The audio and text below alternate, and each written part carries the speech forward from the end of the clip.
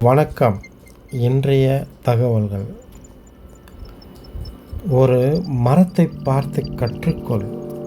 தன்னை விட்டு பிரியும் இலைகளை அவை கண்டுகொள்வதில்லை.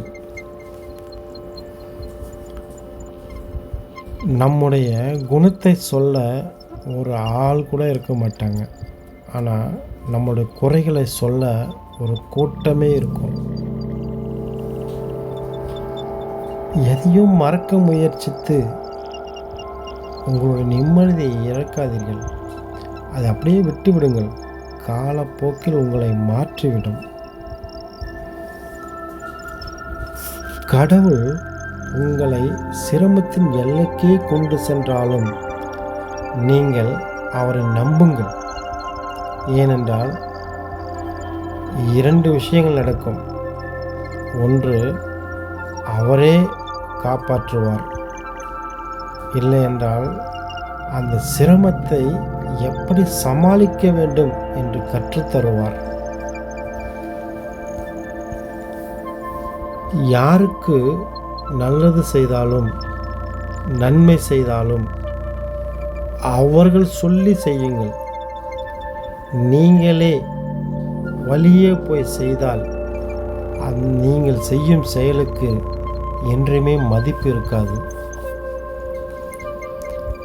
எப்படிப்பட்ட முட்டாளும் பணத்தை நிறைய சம்பாதித்து விடலாம்.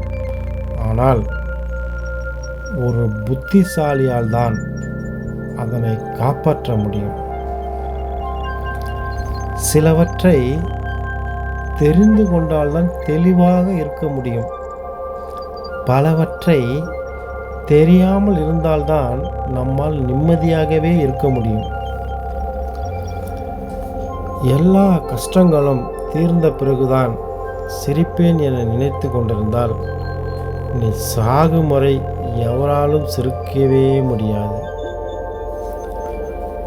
வாழ வேண்டும் என்று நினைப்பவர்களுக்கு எந்த விமர்சனத்தையும் தூக்கி எறிய தைரியம் இருக்க வேண்டும். உன்னை பார்த்து நீ வாழ கற்றுக்கொள். அப்போதுதான் உன்னால் மகிழ்ச்சியாக வாழ முடியும். இந்த உலகத்தை பார்த்து நீ வாழ நினைத்தால் ஒரு நாள் கூட உன்னால் நிம்மதியாக வாழ முடியாது. இந்த உலகம் உன்னை வாழவும் விடாது, சாகவும் விடாது. நன்றி, வணக்கம். இன்றைய தகவல்கள் உங்களுக்கு பிடித்திருந்தால் லைக் பண்ணுங்கள், கமெண்ட் பண்ணுங்கள், ஷேர் பண்ணுங்கள்.